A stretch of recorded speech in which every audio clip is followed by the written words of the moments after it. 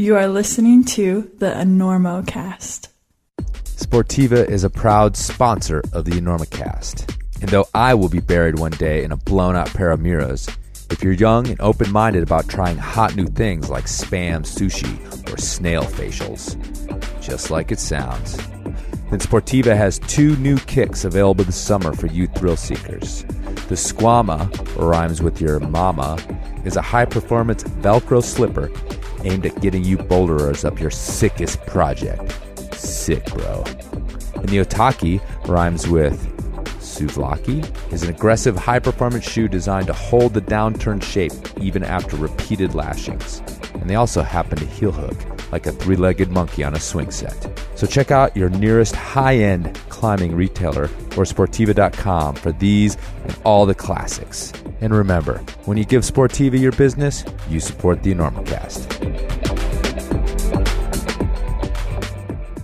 The Enormocast invites you to join former guest and friend of the show, Luke Mihal, on his personal journey from the stifling confines of life in the Midwest to the wide-open spaces of the great American West. In his new book, American Climber, Mihal lyrically recounts his discovery and love affair with climbing, the desert, and freedom.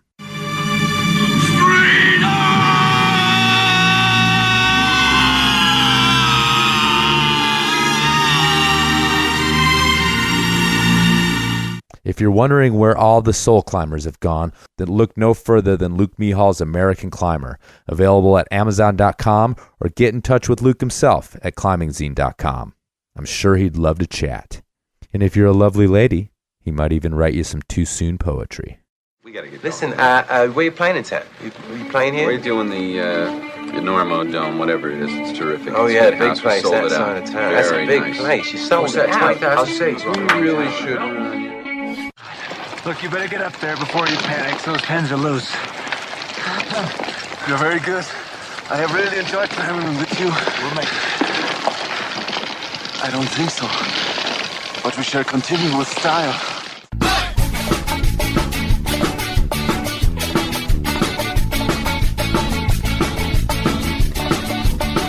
Good weather, bad weather. Now or later, anytime. Today's show is brought to you by Black Diamond Equipment, with support from Maxim Ropes. And the fine folks at La Sportiva.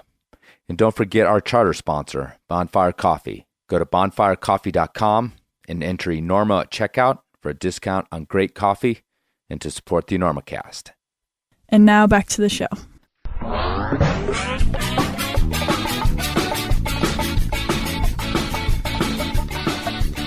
Hello and welcome to the Enormocast. This is your host, Chris Kalous. It is June 26th, about 11 p.m. here in the Colorado Mountains.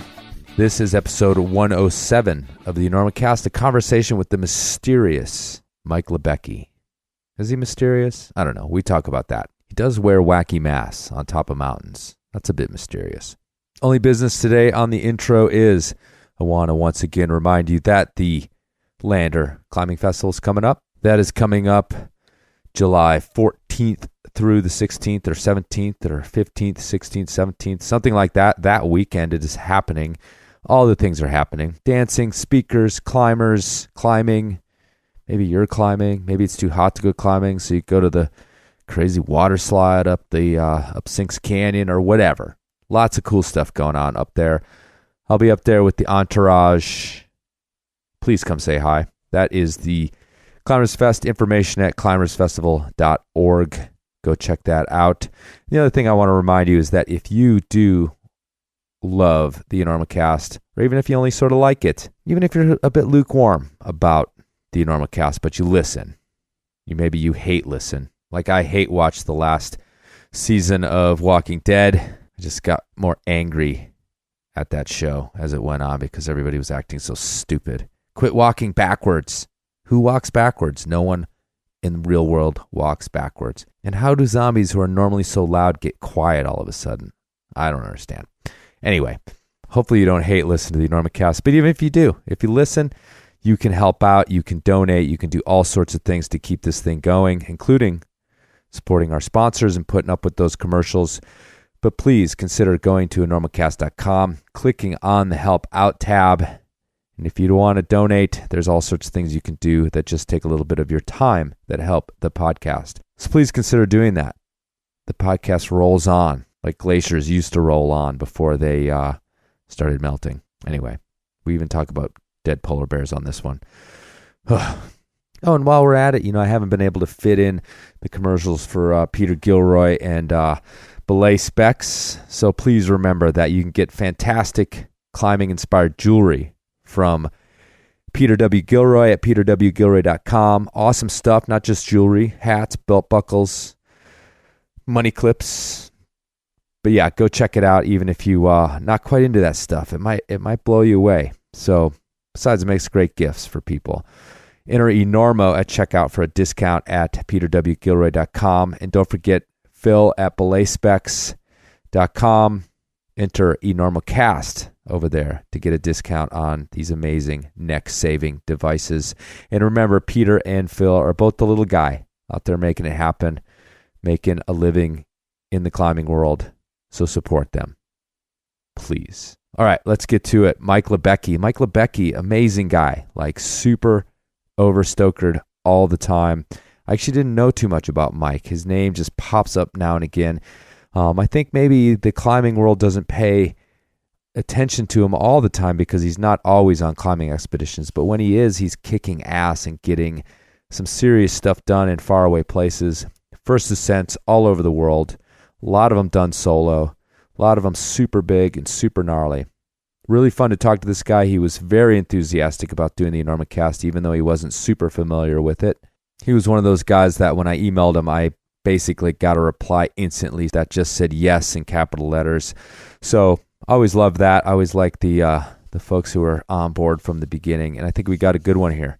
So hope you guys enjoy it and are inspired by this guy to go out and get it done in your own life. And besides, Mike's also been adventuring with his daughter, and so that's inspiring to me because someday in the future when the Enormo baby's moving his limbs in a fashion that does not appear to be completely random, we'll be out adventuring together ourselves. All right, to cop Mike Libecki's catchphrase, don't ration the passion, people.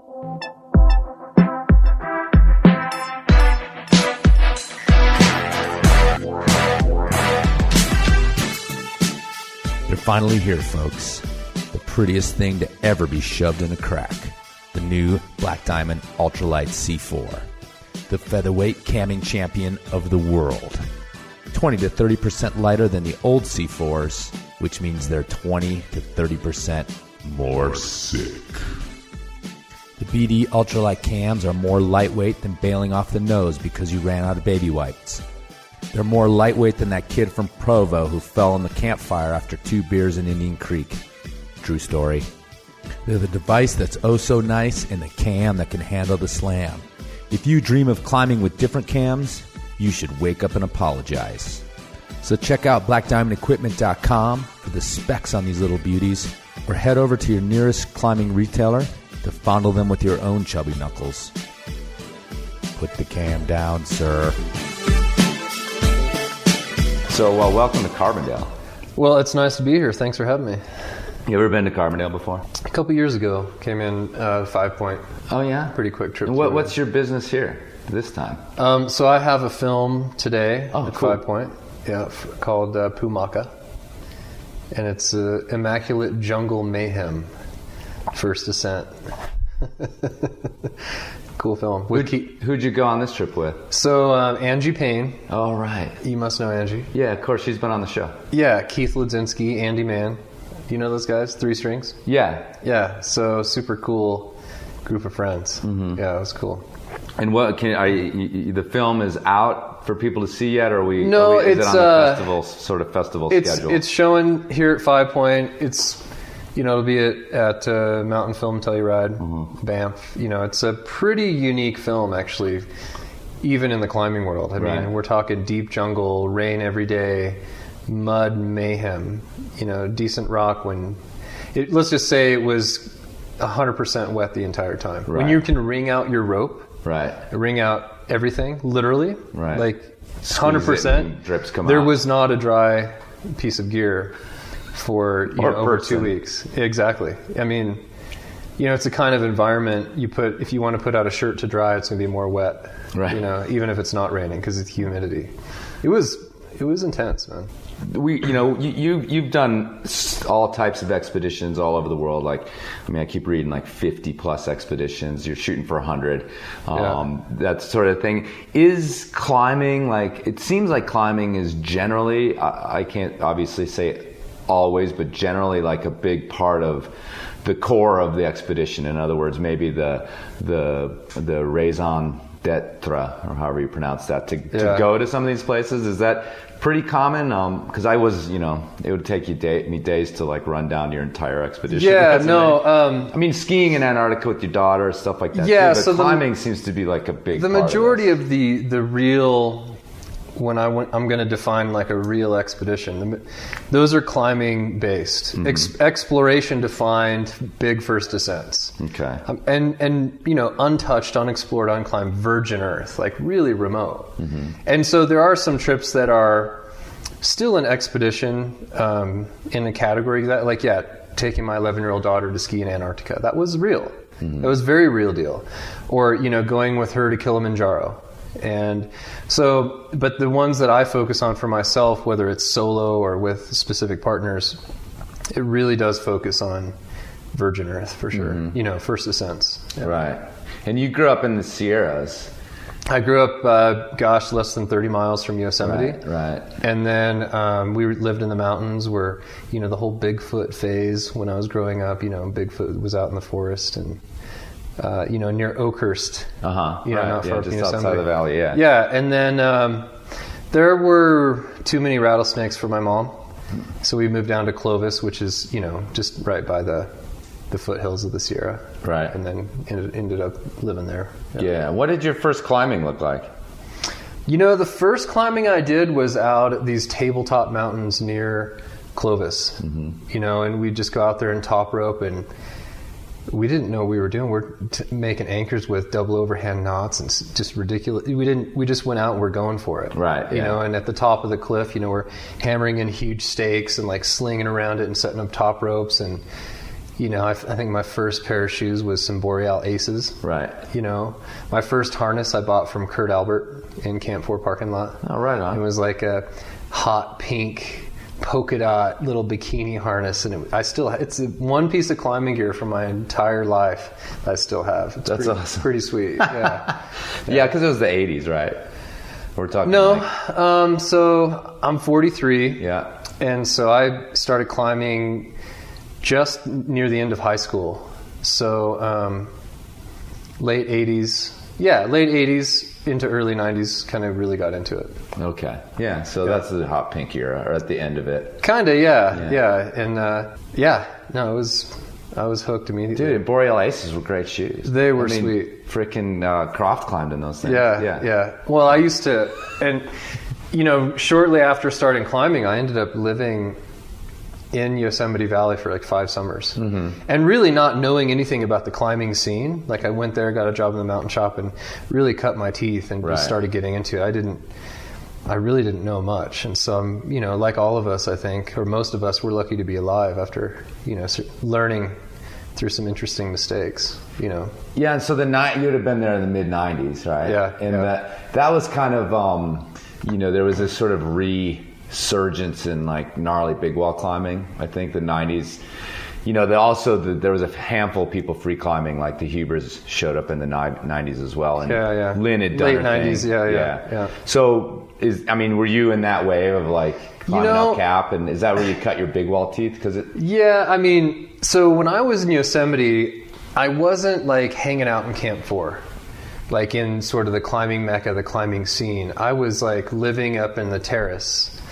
I had a job in the valley, living up where all the girls and all the women lived. Yeah. And there was only two guys that lived up on the terrace. And I had my friends. We were sort of loners, rebels, kind of the whole thing. We just kind of did our own thing. And I would say the majority of climbing partners I had were from the board at Camp 4. from Austria, from Japan, from Korea. Like, I would just go and, people would always put up looking for partner. Mm-hmm. And I would just connect with, all kinds of different people from around the world. And then working in the mountain shop, at that time, there wasn't really any climbers working in there, which was kind of interesting.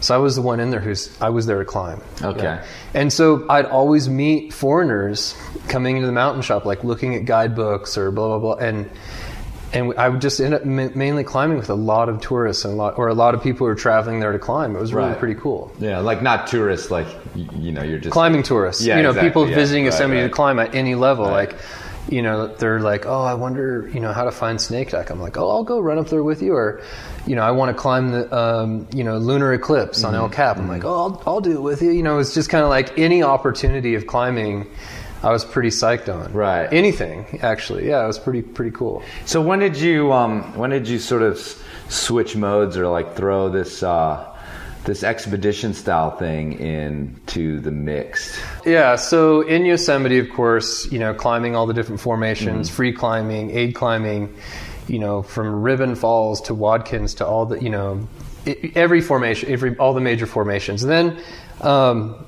started soloing El Cap and learning how to aid solo. I just kind of got psyched on it, like, oh, this would be pretty cool. Seeing someone else soloing El Cap and, oh, I'd like to try that. And then just, going down and training at Cookie Cliff and doing one pitch aid stuff. Or, and then, so that was, early mid 90s where sort of the big Baffin Island, thing took off where, Baffin Island, the walls, and, people started going to Baffin. And then that's what really started it for me was, I want to go to Baffin, because that was kind of what was happening in the magazines, like, oh, Polar Sunspire, and it was happening. Right. And so, I did my first trip to Baffin in '97, and then ended up going 5 years in a row to Baffin. Really? Yeah. So 97, 98, 99, 2000. Yeah, it's 5 years in a row to Baffin.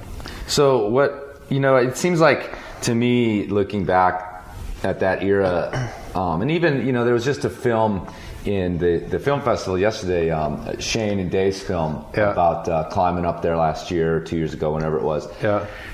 And the film is definitely about a lot of the hardship of climbing up there. And I've known a fair few people who've gone up and they got their route done, ticked the Baffin Island thing, and maybe because of expense, maybe because of just the hassle of getting up there, but also probably because it's a gnarly place to climb that's way out there. They call it good. So what was it about the place that, whether you were successful every time or not, that you just, as you're riding out however you got in and out, whether it was snowmobile or boat or anything else, you were like, I'm coming back next year? Baffin created what I would call OECD. Okay, and that's obsessive expedition climbing disorder. Okay.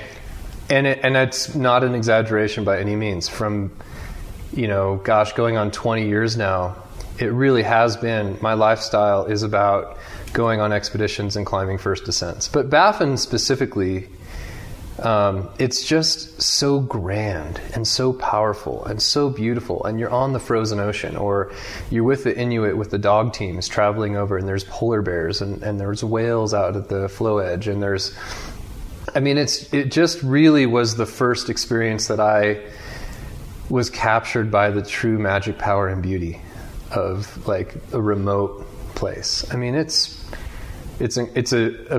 went back a couple years ago again for my 6th trip there, and it just never gets old. It's sort of like a love affair that I've had with Baffin, where it was like I just was in love, and then it was time to start seeing new places and new people. But really, for me, it's just I'd go back to Baffin anytime. Did you do solo missions up there? Yeah, so I did in '99. I soloed the ship's prow. Okay. Yeah, which is incredible formation. Right. And so, but that's the thing. Every trip I've done to Baffin has been different. So I went there with Josh Helling and Russell Mitrovich, and we did the Walker Citadel, which is like 4,400 feet. You're talking, when you do a wall that's 1,000 feet taller than El Cap, it's pretty incredible. And we spent this was '98, so it was like the days of slow is fast capsule style climbing, and we spent literally 30 nights without touching the ground on the side of the wall. Right. And half that time was spent in storms, but 3 guys in one portaledge for that long, that's some memories that you'll never forget. Yeah. And then 99 was solo, so it was a different trip, a different challenge. I went up there with John Middendorf and a crew, and we did like a TV show. So that was like a whole, we climbed the Finn. And so there was always a different sort of energy and vibe to go back to Baffin. And there's so much to do there. I mean, it's... and then, one of the years I was hired as a guide for the Red Bull base jumping team. Okay. And so, because I had been going to Baffin, and they're like, oh, yeah, you should get Libecki to like figure all the logistics out. And I knew how to get a helicopter out there and all this stuff. And so I got kind of a cool opportunity to do that, meet Shane McConkey. Right. And so he and I connected really well and became friends on that trip. And, obviously Shane, or who he is at least. Yeah, I know. I've never just an incredible character who I think we share a lot of just sort of being yourself kind of type people. And he just was a big inspiration to me. He really inspired me just to not only life, but the quality of this life. It was pretty cool to hang out with that guy. And the whole team, like Miles Dasher, who's like has more base jumps than anyone. He's a good friend and huge inspiration to me about just asking that question, the why, ration, passion kind of thing. So it's really cool how each trip can change your life, or that each, you meet a new person that could change your path forever. And those guys really did. Really pretty powerful. I mean, if you were in this era, like your early 20s, mid-20s, did you have in your mind like a division, like, oh, okay, I'm going to do these expeditions, like most people, I'll probably do them for a little while and then I'll find something else to do.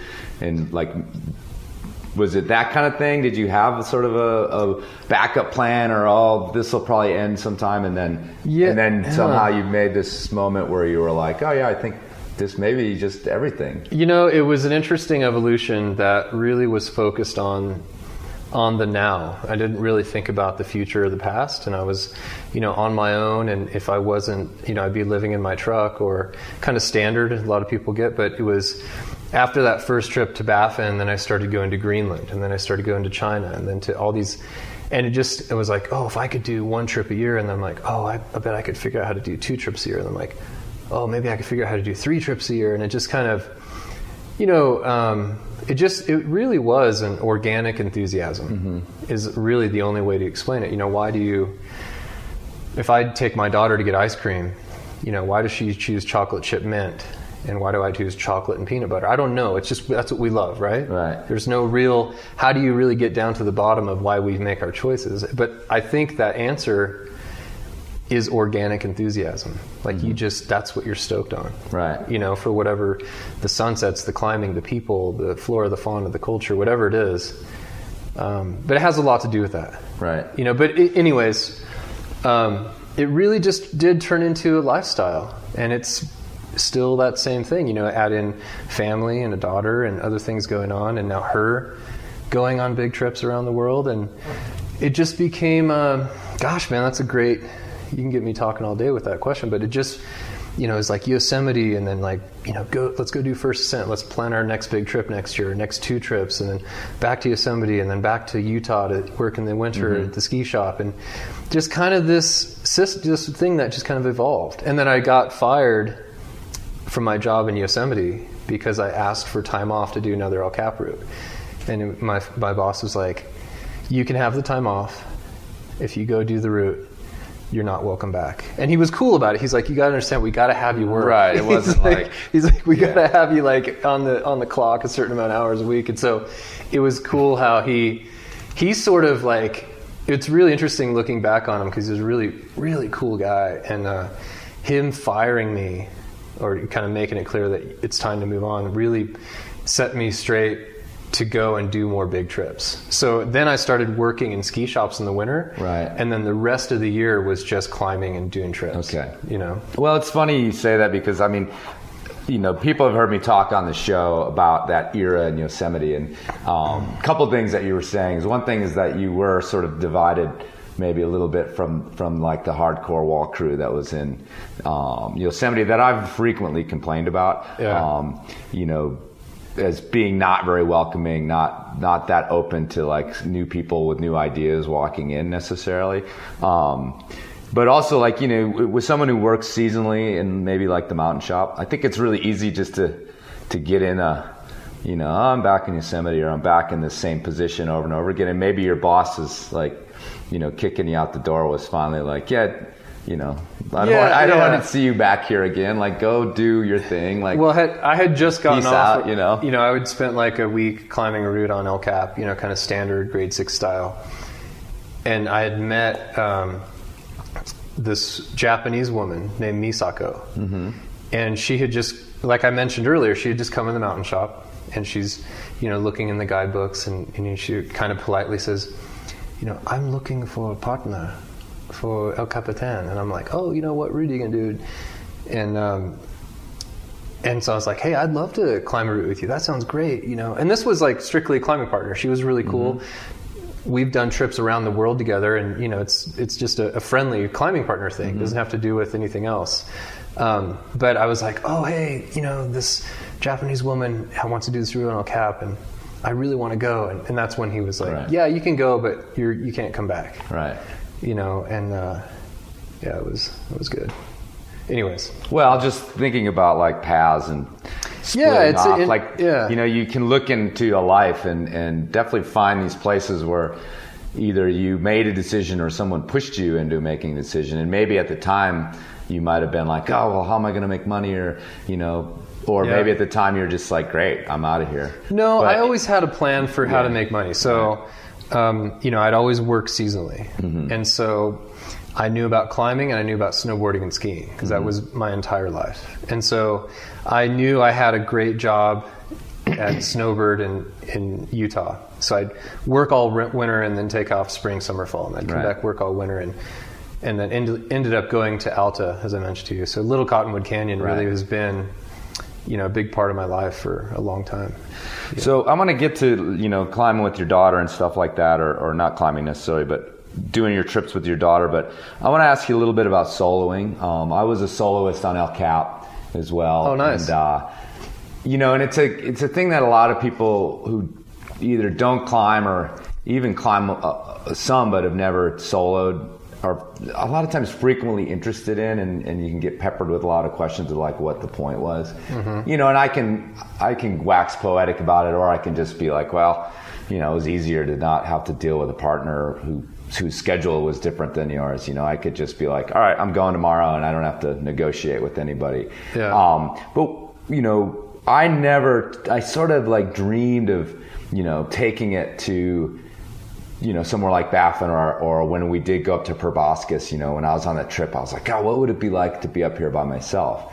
Because soloing El Cap is one thing, but, you know, you're still sitting on a ledge watching cars drive by. And yeah, you know, and you have a topo, and you have anchors, and there's a challenge solo on El Cap when you have a map, right, in pretty much every way, right? Yeah, so I kind of want to ask you a little bit about your soloing, because that's, you know, that Baffin trips and stuff aren't the only ones. And it seems like, you know, you have this, you know, you have these great partners and you have this willingness to go with new people, but then at the same time there's a part of you who either needs, wants, whatever, this solo experience. So what is the solo experience like for you, and what do you get out of that?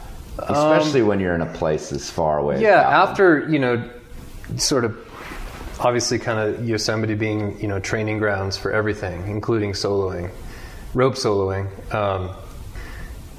The reason I went to Baffin solo, it was 99, I did my first solo expedition, solo big wall, first ascent. And I actually planned to go with a couple friends, and they ended up not being able to go. And I'm like, oh, I'm just going to go by myself. I know what to do. Yep. And so I went out. I soloed one of the Fisher Towers, was my first solo for that exact reason. Yeah. Someone's like, I can't go. I'm like, all right, I'm going anyway. Yeah, so the universe sort of presented it, right? And but what I found... Okay, first and foremost, like the climbing part, right? To walk up to a huge wall and, you know, first ascent, complete mystery. So without mystery, there really is no adventure for me. Like that mystery is like the nucleus, right?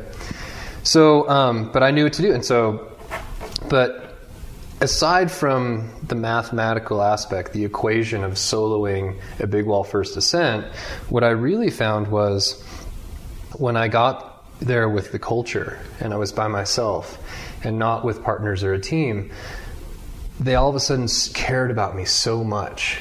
Like, oh, you're by yourself. Like, okay. And then when we're traveling out a couple hundred miles on the frozen ocean with the dog teams and I'm with the Inuit, I'm sleeping with them in their place. I'm around their cook stove. Okay. Rather than, that I was really brought in close like that. It was really felt like I was part of their family. And that was incredibly powerful. And that experience of just, they're worried about me and they care about me. When you're with a team or say you got 3 or 4 people, or let's say you're on a trip that has like a film crew, all these different things that happens, it's black to white than if you're by yourself. Right. With culture, with people, because then all of a sudden they're like, they just bring you in as part of their family. Yeah, there's like an irony in that, right? The solo every guy time becomes part of because they're just they're like, what? You're going to climb that? Like, they don't understand the mathematics or the details of rope soloing a big wall. We have to help this poor crazy person. No, but it was like that more than anything, to be brought in, to feel like part of their family and to feel that they cared and to bond with them in that way. And the friends that I make and I care about and I still stay in touch with from those solo trips are just huge power. I mean, just incredibly emotional, intimate times. And then, of course, so you've soloed big walls, you've soloed cap, you understand a lot of the mentality and what it's like to be there by yourself. And it really puts on this incredible challenge. Not of just how we know to place gear and anchors and upward pulling anchors and all the stuff that we know, but the team within yourself, the me, myself, and I, where I'm talking out loud and say, okay, am I double backed? Is my knot done right? Is my anchor upright? Okay, if I whip this upward pulling anchor, is it going to cut here? Should I clove hitch this like 20 feet out because I'm going to go over here? All these different things you have to make a decision on your own. No asking your partner like, well, what do you think about, it's like you have only me, myself, and I to double and triple check. And really to double and triple check. You know what I mean? It's like now, as I'm getting older, one of the scariest solo things I've ever done was Afghanistan. And I had some hard decision making. And I remember just like talking out loud going, okay, like, what are we going to do here? Like, I'm literally saying we, and it's not like some insanity or something. It's what it takes to communicate to succeed on the objective. Right. I mean, it's like, obviously we know within climbing what's more important than communication, right? You hand over your life to your partner. When you're solo, you're handing over your life to yourself to not make a mistake, because it's going to be safe unless you fuck up. I mean, it's really kind of a wild subject. I'll kind of shut up now, but it's quite fascinating to me, and it really has defined a lot of who I am, being friends with myself.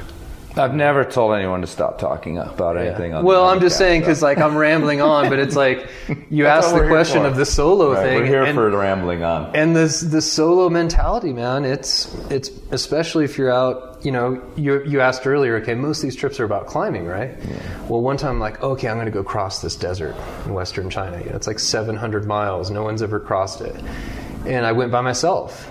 And I had camels and I had some local Muslim friends. But I was, making all the decisions by myself, and just that solo mentality. I yearn to be out alone, and it has, I've had people like, are you antisocial? Are you an introvert? It's like, no, that challenge of being out there on your own, that you have to make every decision, especially a big first ascent, big wall. There is an incredible joy of getting to the top and going, whoa, like, I don't have to lead any more pitches. Like, here I am right now. Like, that was, now I got to figure out how to get down. Just that solo reliance. And it, gosh, man, it's multiple personality stuff for sure, but not in some freaky way, in a real way of communication. Right. Like, with yourself. It's pretty intense. But I guess I just want to go back to, I've done solo trips all over the world. And I guess the way to explain it is 49% of it's been climbing, but 51% are the people. and being taken deep into their culture, into their family, and sleeping with, 12 people around a campfire in their yurt, as to where if it was a team, we would be in our own tent over here, separated. And just that solo, I love going and just becoming part of people's families. And it's beautiful because that's pretty much how all cultures are. They're the most hospitable, wonderful, kind of tribal or nomadic. I mean, they're just so loving and so caring. And I've never felt a deeper connection than being alone on trips, like that. Yeah, I it's, like I said, there's an irony in this idea that these solo trips have brought you like closer to these people, right? Yeah. You wouldn't, and I even think about just traveling in general, whether it's crazy expedition stuff or it's just anything else. As soon as you're with somebody else, especially if it's a significant other, like you are a unit, and you definitely get I think even if you're walking around and tourist in a city, you become a little isolated thing versus if you're walking around by yourself. Yeah, it's true. Yeah, absolutely. Because you have to interact, as this lone person. So yeah, awesome. Well, I just kind of wanted to. No, I love talking about that too because it just I look forward to it. I mean, I love going out alone and because by degrees it was so much more out there than anything I ever did. But I always got the same questions. And the introvert thing or are you antisocial thing is really interesting because I think part of that person, the me, myself, and I, one of those people in me is an introverted, antisocial part. But most of my friends find it sort of ironic or strange because in so many other parts of my life like this, I'm like completely the networker, outgoing, gregarious guy. But that other person's in there too, and he was up on those walls and loved it and was like, I want to make all the decisions, So I don't know. It's just kind of an interesting mix, I think, when someone like yourself. I mean, you've done so many expeditions with people where it must have, So that must have its appeal as well, beyond just I need someone to hold my rope this time. Yeah, and it's interesting because going out solo so many times, and then when you go with partners, you're like, oh wow, I get someone to belay me. Right. Oh, like we're getting to swap pitches. I don't have to clean and lead every single pitch. Sure. Which, a 2,000 foot wall ended up being like 10,000 feet by the time you're done. And hauling zing, it. Zing, and that's what I mean. And hauling. And so it's kind of like this incredible training in a way too, where like you connect with partners like, oh wow, we get to swap on these things. That's kind of cool. But, there's no comparison of the solo trips to with partners because it's equally as powerful with your friends out there, if not more so. Those bonds that you make, and like I said, when you hand over your life to your partner and vice versa, it's there's not any more powerful bond. I mean, that's as close as any relationship that you have. I mean, the only thing that I think it doesn't compare with is the relationship with my daughter. But those bonds on an expedition, especially when it's pushing, trying to define the line between dangerous and too dangerous, and you succeed on your goals and come home alive. It's, as we all know, climbers that have been in those positions, that those are powerful moments and bonds and friendships. Even if you don't talk to each other and you haven't talked to them in a year or two or three, it's like those friendships never go away. Right. And so many people can relate with that, of course.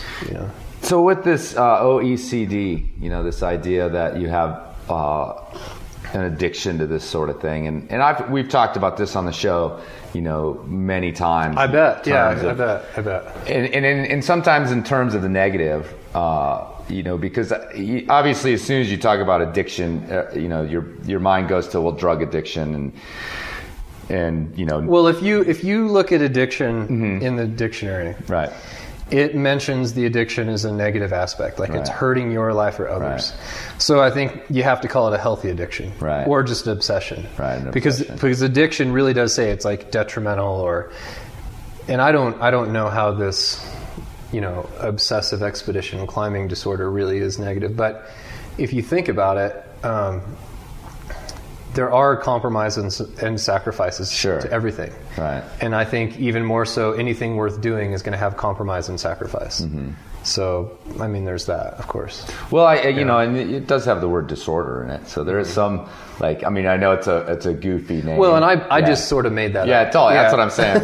But well, I guess what I was getting at is that, you know, it can be. And I've interviewed plenty of people on here who will openly say that, well, I missed out on this, or you know, this sort of thing in my life. So I guess I'm asking you, you know, about that balance and whether or not it's ever been gotten so tricky that you started to question it, and if not, then how is it that you've created this balance? You have an 11-year-old daughter now. Well, she's 13 now. Or 13. Oh yeah, she just turned 13. Right? So I know they get touchy about that. But yeah, so talk to me a little bit about balance, because, interrupt you real quick, but it's a question that a lot of listeners have, whether I'm interviewing Tommy or your friend Ethan, who talked about being on an expedition with you. Yeah.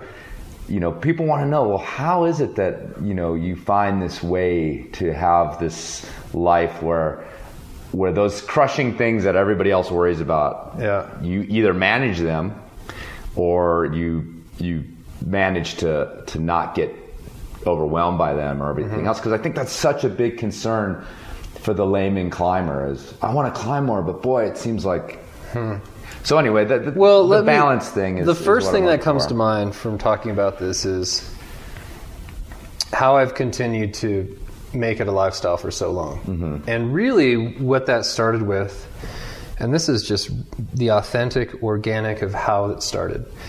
When I decided, because, you know, I was starting my first year of college, and all I could think about was climbing. I'd started climbing in the last year or two, recreational with friends. And I just wanted to move to Yosemite. And so this really is it. I went over to talk to my grandmother, who was a big influence in my life. And I'm like, Grandma, you know, I just want to climb, and I just started, you know, college, and da-da-da-da. And not exactly as simple as that, but basically that was the dilemma. And, you know, she sat me down with a couple glasses of whiskey, kind of got excited about it. God damn it, Mike, you need to, you know, listen to your heart, and that question, why ration passion, and the time is now. And she really started, but she was telling me all these things basically to follow my heart. But the way she explained that, she said, I had 10 brothers and sisters growing up, living in North Dakota, working on a farm. If they didn't farm, they didn't eat. 10 brothers and sisters, right? She didn't get to go to school. And she explained to me through those hardships, she said, I didn't get to do all of the things I wanted to do. There are so many things I wanted to do in my life. And she got very sincere and said, you need to go do everything you want to do, no matter what. And so it kind of set the stage that I was doing it for her. Because she was, I mean, I grew up with her, and she was really close, and she was a big part of my life. I'm close with all my family, but my grandma Bertha was really powerful. And when she told me that story, especially saying, there's so many things in my life I wanted to do, and I didn't get to do them. Yeah, I had, you know, a nice family and kids and you guys, but she had a rough life growing up, you know, really had to earn to live. And I just have never forgotten that, like when I'm going out on a trip or I have challenges and I'm, you know, making things happen, I'm like, okay, I'm doing this for Grandma Bertha. You know, like it really is this like just force like within me. And that's been really a big part of it, to be honest, you know, and then you get, I mean, we could go on and on, but that really gives me the energy to pursue that passion. Yeah, it's interesting you say energy, because just, you know, I watched some of the stuff, especially about you and your daughter, and working up to the expedition to Antarctica and stuff, you know, and your commitment to her life and her school and her soccer. And it's like, you know, I think there's this one scene where you're driving in the car and just say something about Monday morning or whatever. Yeah. And I'm like, you know, just the energy, you know, combined to run all those parts of your life, it's got to be pretty, you know, you got to dig deep for some days, I would imagine, to get it all done. Well, I mean, and that's something good to talk about. So when it was just me on my own, and I'll say, when I say that, I mean before my daughter was born, because then that's when if there's any true definition of responsibility in your life, that's when you have a child. Okay, now it's not just your life anymore. You're living for someone else. Uh-oh. I mean, that's very real. Happened to me. Yeah, so congratulations, by the way, because it's the best thing that's ever going to happen to you, in my opinion. Being a dad there's just nothing better. But, and I guess the easy thing, the thing I need to say now, hands down, that's most important is after Lily was born, I'm bowing down in appreciation to her mother, because I'm continuing to do the expeditions. I'm gone months a year, and she's making sure that Lily is healthy and happy when I'm gone. And now Lily has been to 17 countries. She's been to all 7 continents. We're getting ready for another 3-week trip to Nepal soon. Not bad for 13 years old.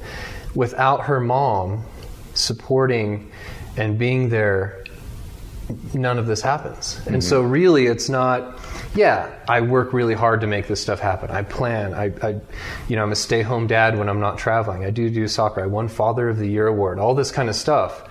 But none of that happens without how, her mom and her time and her energy and her focus and her support. Mm-hmm. And so really the appreciation that, without her mom, none of this would have ever happened. Right. I couldn't just go, hey, I'm going to Antarctica for 2 months. Oh, hey, I'm going to Greenland for 6 weeks. Oh, I've been home 2 weeks. Oh, I'm off to Madagascar. I'm off to Venezuela. And that's what it's like. I'm going. That's over 65 expeditions now. That's, if you do the math, that's a lot of trips every year. Yeah. And so I'm just going to make that very clear that, her mom, the support of her mom is really the huge appreciation, and that's really, I work hard, I can plan, I can do, and I don't have a trust fund. Right. I don't have any family money at all. I've worked for every single thing I've ever done, every single thing that I have. And at one point early on, with the obsession to expeditions, I had over $42,000 on credit cards from expedition expenses, and I never worried about it. I came back and I'd work 6 days a week in the ski shop. Hey, I'll take your shift. I'll take your shift. I'll take your shift. Head down for 4.5 months. Back out on credit cards, traveling around the world in the early days. Right. And so that's one thing I like to talk about, because I found that there's a lot of haters out there. Yeah, well, when you said when you just dropped the trust fund thing, because it's like I've had people like, and it's I'm going to tell you a quick story about it. So okay. I remember someone's like, oh hey, somebody was kind of giving you shit on Super Topo or something, and I'm like, oh, we've been down the Super Topo road. So I look it up, and it's like, the only reason Libecki can do this is because he's got daddy's money and blah blah blah. And I really struck a nerve. It really touched a nerve with me. I'm not this social media guy, and I'm in social media, but I'm just sort of whatever. And to hear somebody slandering me that I don't even know who it is, and that I worked my ass off to make this stuff happen. There's no family money coming. No one pays for my trips but me and the outdoor community and grants that I've got, and just really focusing on it. But I ended up, I don't remember the guy's name. It wasn't you, was it? No. Anyways, no. It might have been a minor version of me doing things like that, but no. So here's the thing. I went on Super Topo, and I'm like, hey, I just saw that. Who are you? What's your name? Blah blah blah. Ended up getting his phone number, finding out somebody posted his number, and I called him. I wish I could remember his name. I'm like, hey man, this is Mike Libecki, and I saw that you just, were saying that the only reason I can do this because I have, daddy's money trust fund. I'm like, well, dude, I work my ass off, and if you saw my 4 credit cards right now, I'm like, I just want to let you know, I think you're a dick for slandering me. And it was this powerful conversation, because he was like, man, I'm going to apologize. I'm stuck in this job. I want to go to Baffin. I want to go to Greenland. And he's like, I just let my anger out on you. I took it out on you. And it was this great conversation where we ended up being like, right on, dude.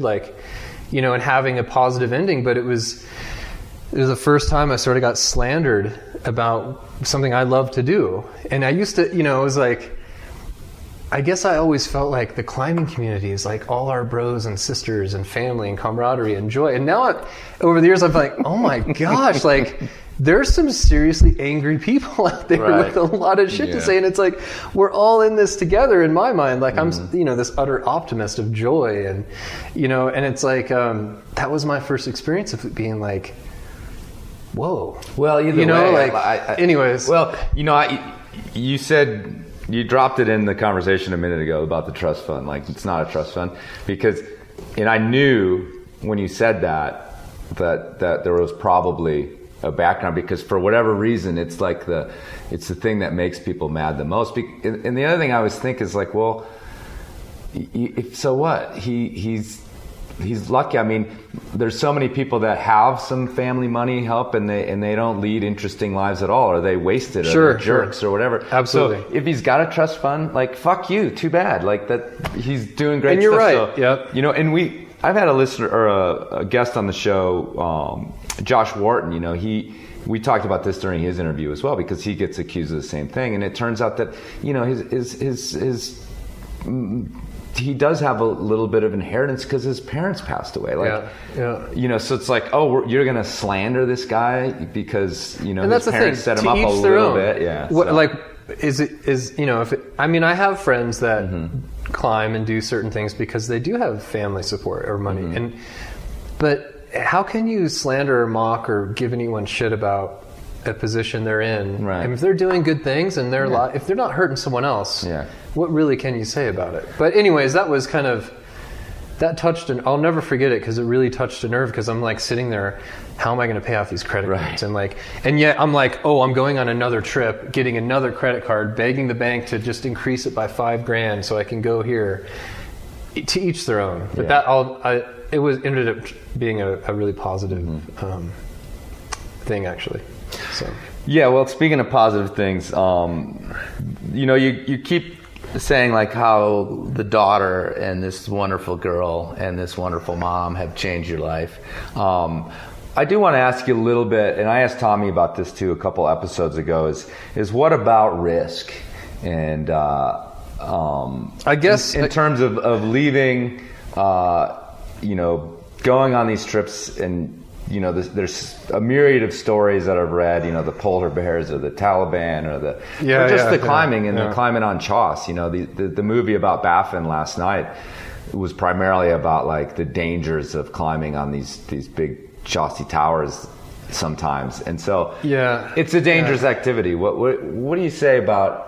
I guess speaking of the haters, that's a big one for parents who expedition or who climb. It's like, what about your kids and if you're gone and everything else? So, well, so that risk thing, I guess what I have to say really quick is that, we just talked about the whole how the trips happen or getting slandered by trust, about trust fund or, I do want to just make it, all of the appreciation to Lily's mom for the support, both when I'm gone or when Lily and I go, and she supports that and trusts that.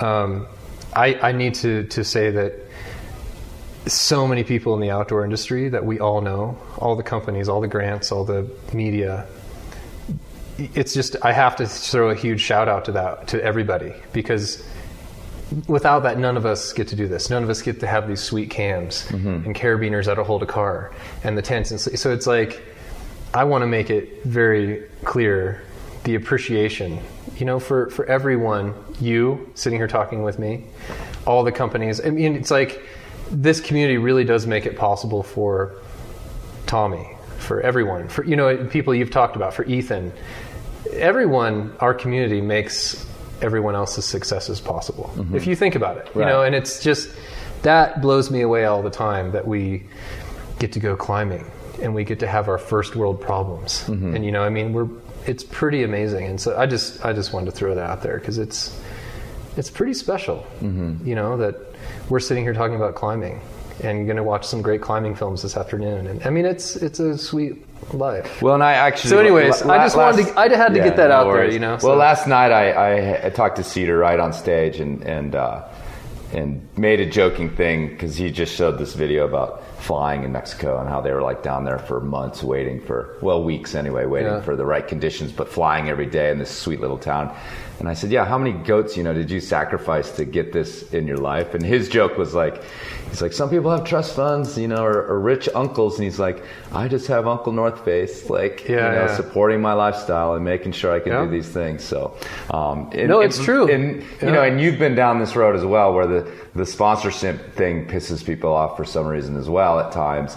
And could be another negative thing to come at it. I guess there are definitely politics, but the companies I work with, and I'm not going to say sponsorship. That word doesn't exist. It's reciprocal relationship. Sure. Because we both work hard in a full circle. Mm-hmm. But I mean, a lot of them, like Mountain Hardware, I've been with since 1999. I mean, going on, 17 years. Cliff Bar, 17 years. I mean, long-standing friendships and family-type relationships where we are creating and celebrating joy and making everyone has to make a living.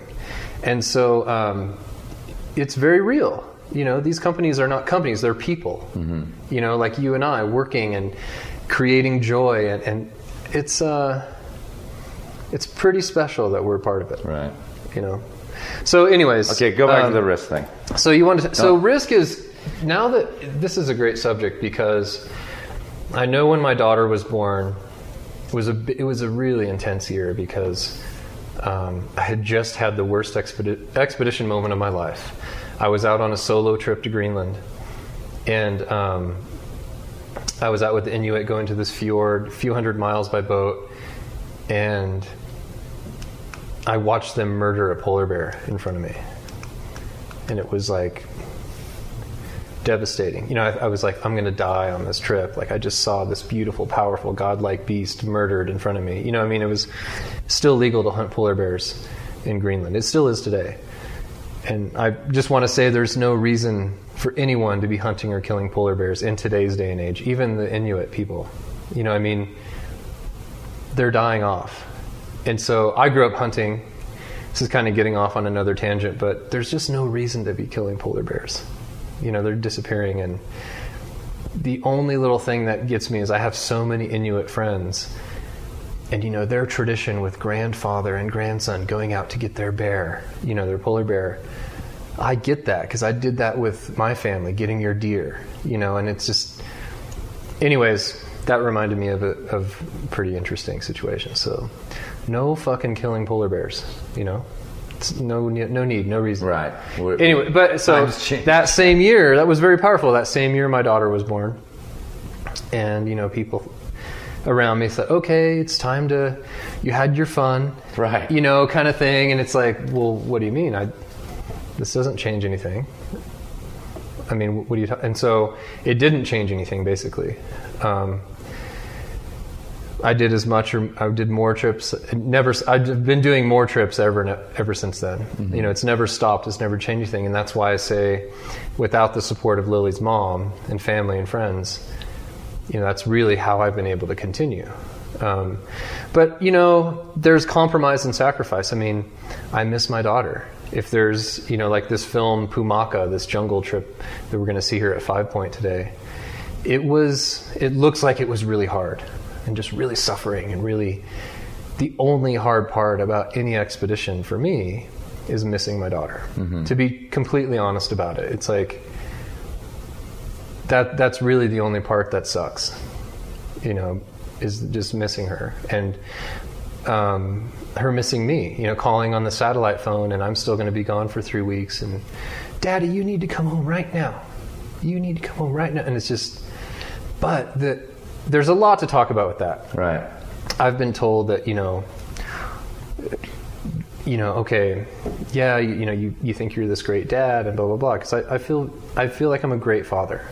But then I have people saying, well, how great of a father goes out on suicide mission? And I'm like, you don't understand. Mm-hmm. It's not it's actually 100% mathematically safe. You just can't fuck up. You just can't make any mistakes.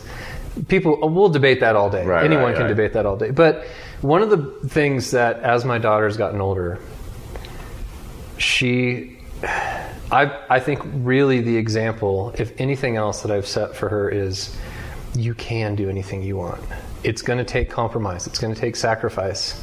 Like anything worth doing. If you want to be a doctor, a lawyer, a veterinarian, a humanitarian, you're going to have to commit to things and compromise other things, sacrifice other things. And so she has learned that I can do anything by example. And I keep telling her, look, I followed my dream. I followed my passion. And that's for me. That's what I did. And so if she can follow her dream, her passion, which she wants to be a humanitarian and save the planet, why not? Of course you can do that. Absolutely you can do that. There is not one reason why you can't do that. Well, I want to go ski in Antarctica. She went and skied in Antarctica. She wants to go climb Kilimanjaro. She went and climbed Kilimanjaro. I'm like, if you work hard, if you earn it, if you put in the time and the energy and the training and the focus and the commitment and set those goals, look what you've done already at 13 years old. And so I'm really proud of setting an example that no matter what your passion is, you can do it. You can. So the risk factor, you mentioned risk. So I'll talk about my daughter and being a dad and everything all day, but I will debate all day long that it's 100% mathematically safe. Even if there was a run-in near the Taliban or a near-death experience, because I have to believe that. Mm-hmm. And there is no summit worth dying for. There is a value in defining that line between dangerous and too dangerous, and looking over the edge of too dangerous and assessing the situation.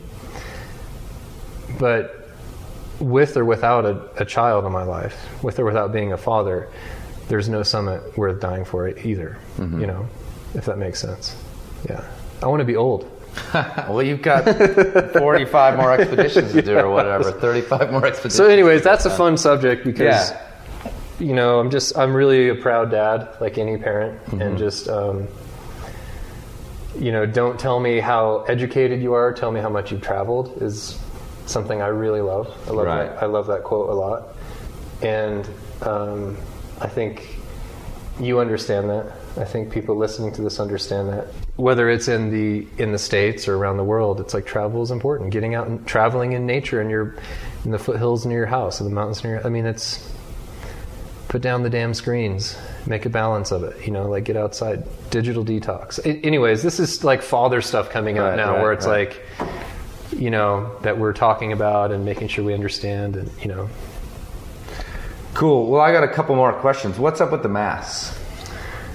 So the masks, it's like, it's definitely, there's actually lead up to that with one of the things back on when I was looking at sort of the media, and I actually just Googling, you ran it, you know, across the Super Topo forum. There was actually a trust fund comment on there, and but you saw it. Well, I think it might have been a different one. Oh, but you weighed in. There's haters. Yeah, okay. There's haters. But anyway, I mean, I was just like, yeah, whatever. It's the same bullshit I read on here all the time. Yeah. But there was kind of just this comment of like you being sort of mysterious, which you sort of explained to me. Well, that makes sense because without mystery, there's no adventure. Right. And so, but then of course, if you Google Mike Libecki, you're actually the most important Mike Libecki on the internet, by the way.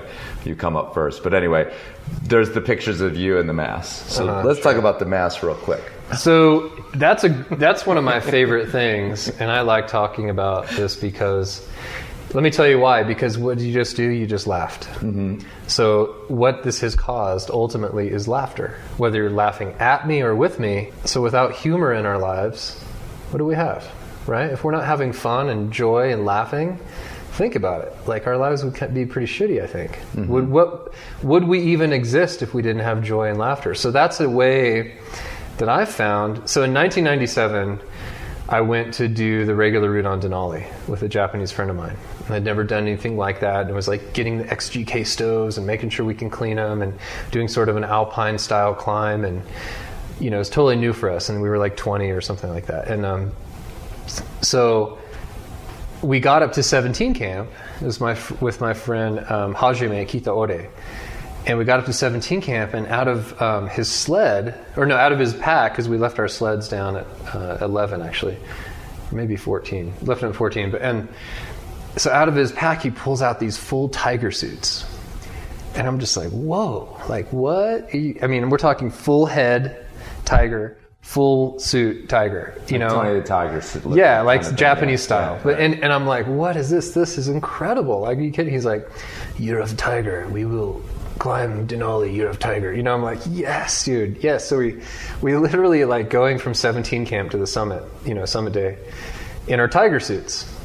And we pass a couple guided parties, and you know, the guides are sort of mocking us, like, you know, what do you guys do? You know, like blah, blah, blah. And so we had people laughing at us and with us. And here's what happened. It reminded me, and has never stopped reminding me, don't take life too fucking serious. Laugh at life. If there's a huge problem, a huge situation, let's just kind of laugh at it a little bit and realize we're spinning on this planet in space, and like, laugh, you know? And it just, really, that's what it's brought to me is, don't take life too serious. Let's laugh. Without humor, what do we have? We should be laughing. Are we having fun? Are we having fun? You know?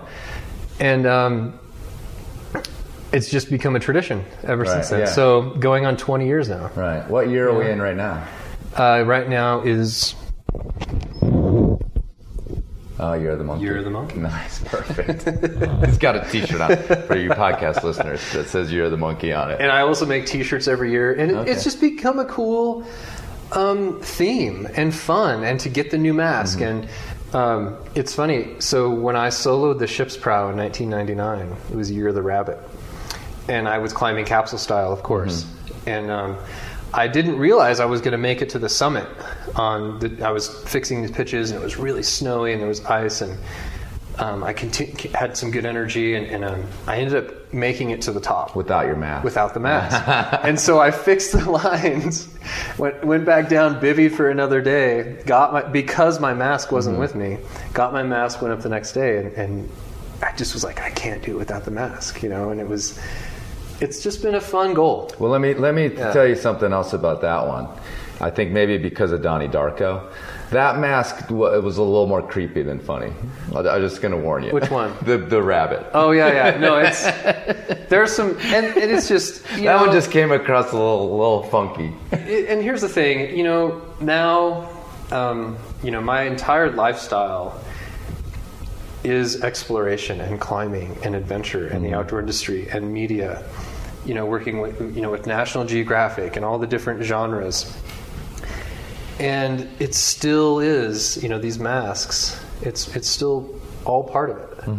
You know, and it really is a reminder to laugh, you know, to not take things too serious, because, yeah, that's important. You know? Well, we're going to wrap up, get you to the festival and see your film on the screen. What else you got? Is there something else you want to convey to the people watching your expeditions, the people wanting to emulate some of your lifestyle? Because I think that's a big part of the listenership.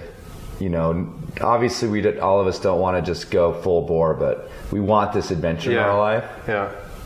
I think that remembering that any one of us who are doing these expeditions, or anybody that you hear about or see or read about, or climbing or even mountain biking, surfing, anyone who really has this adventure lifestyle that sort of seems like, whoa, you know, like I want to go on these adventures and stuff. There really is a lot of compromise and sacrifice and you know, that really goes into making it happen. And it's also, I think, you've got to realize there are no excuses. The reasons you have for not going really are excuses if you really want to go on these adventures. You know, if you're going to say, well, I can't because of this, or my job, or this, it's like, though, if you really want to go on some of these adventures, or at whatever level, you know, and people might not like this, but I hear a lot of excuses of not to go. And to really, I hope people realize that the time is now, and that, you know, I think I want to be on that deathbed scenario where the nurse is asking, you know, what did you wish you had done differently? And not a fucking thing. You know, and that's for me personally, but on anyone's relative relationship with the things they want to do, I think that there are a lot of excuses. And that, I think so. That might sound kind of negative, but I feel like people need to break out and go get it and do it, and yeah. And I'm gonna. This is something I was thinking about a while back, and this is sort of a fun little quote that I like to say. And I was reading about Einstein, and he gets this the credit for saying, cold doesn't really exist. It's just the absence of heat. Well, I think that negativity and stress doesn't really exist. It's just the absence of optimism and joy. And with that optimism and joy, you can do anything. Awesome. Well, thanks a lot for sitting down. Okay. I'm glad I shot it. I really just hit Mike up out of the blue with an email and got one of the more enthusiastic responses. But there's one thing I've got to say that you got it. So, hey Lily, it's your dad. I love you and I miss you. Hope you're loving life and that you're crushing the soccer game. See you soon. Thanks, Mike. Thanks, man.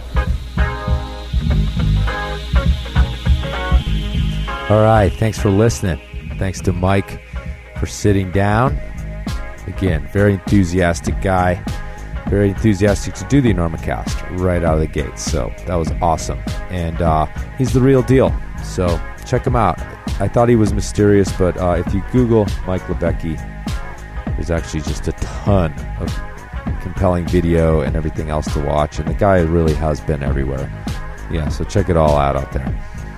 Okay, folks, I spent the whole intro talking about sponsors and donations and all that sort of thing, and I forgot to tell you something I forget to talk about all the time.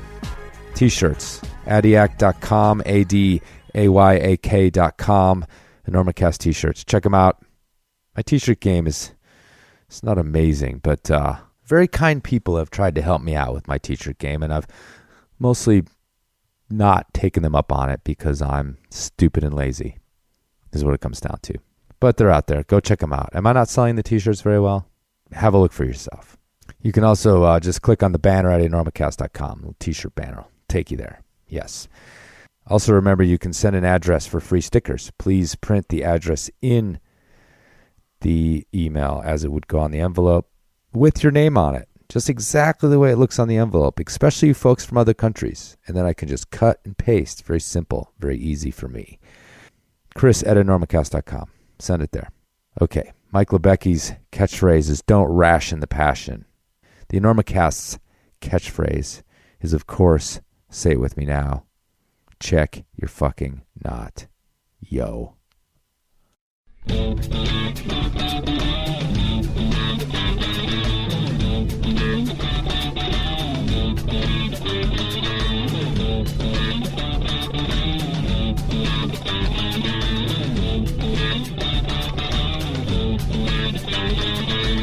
Feel pretty good. And I'm not scared at all. I just feel kind of invincible. Me too. I got a very positive attitude about this. Good, me too. Yeah. It's getting hot in here, or is it just me?